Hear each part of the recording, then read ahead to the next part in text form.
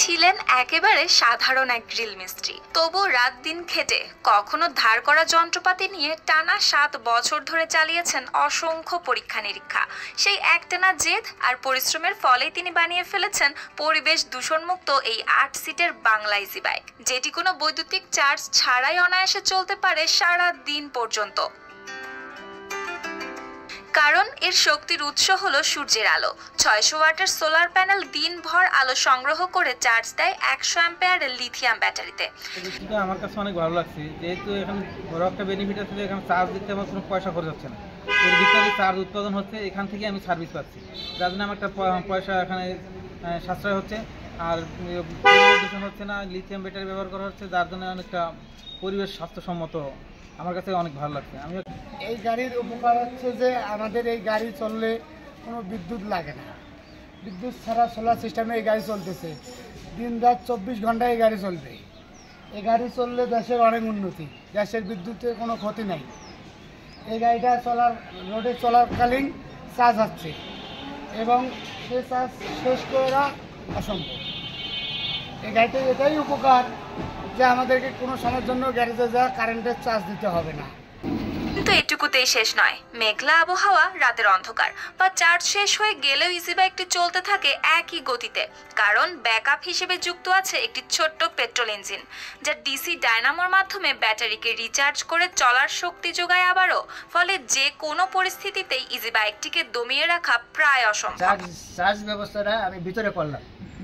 দ্বিতীয় কথা যে এটা সোলার এবং ব্যাকআপ ডায়নামো, এই প্রযুক্তিতে আমি পুরোপুরি সম্পূর্ণ কমপ্লিট, যে বাইরে থেকে 1 চিমটি চার্জ নিতে হবে না। যদি নিতে হয় তাহলে আমি গাড়ি সহ টাকা তাকে আমি ব্যাক করে দিব, যদি সে অবজেকশন দিতে পারে। যদি আমার যে চার্জিং ব্যবস্থাটা আমি করছি সেটার যদি কোনো ত্রুটি হয় সেটা ঠিক করবে, বা অথবা আমরা ঠিক করে দিব। দেওয়ার পরে যদি চার্জ না হয় তাহলে আমি তাকে টাকা সহ গাড়ি আমি ব্যাক করে দিব, এটা আমার কথা। আচ্ছা, এই আপনার সোলারের গ্যারান্টি কত বছর? সোলারের গ্যারান্টি অরিজিনালি আমি দিচ্ছি 5 বছর। আর লিথিয়াম ব্যাটারি আছে, লিথিয়াম ব্যাটারির গ্যারান্টি দিচ্ছি 2 বছর, আর ওয়ারেন্টি 5 বছর।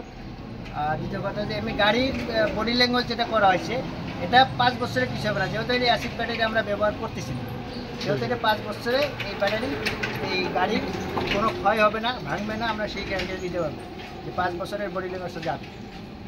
আচ্ছা, আপনি সামনে লিখেছেন পরিবেশ দূষণ মুক্ত বাংলা ইজি বাইক, এটার ব্যাখ্যাটা একটু করেন। এটা আপনি কি, কোথায় থেকে এই চিন্তা আসলো? যে আসলে কি, যে যেহেতু সরকার বলতেছে যে সোলার তোমার বাড়ির আঙিনায়, স্কুলের ছাদে বা কলেজের ছাদে, এবং পারলে না তোমার মাথার উপরে একটা সোলার লাগাও, সেটা আমি আমার মাথার উপরে একটা সোলার লাগাই নিছি, এটা সরকারের কথা। আচ্ছা, দ্বিতীয় কথা যে সরকার বলতেছে যে লিথিয়াম ব্যাটারি ব্যবহার করো, পানি ব্যাটারিতে পরিবেশ দূষণ হইতেছে, আমরা সেই ক্ষেত্রে লিথিয়াম ব্যাটারি ব্যবহার করছি। আর চার্জ ব্যবস্থা সেটাও আমরা একবারে ভিতরেই ব্যবস্থা করে দিচ্ছি, অর্থাৎ বাইরে থেকে কোনো চার্জ নেওয়া লাগবে না, এটা আমার চ্যালেঞ্জ।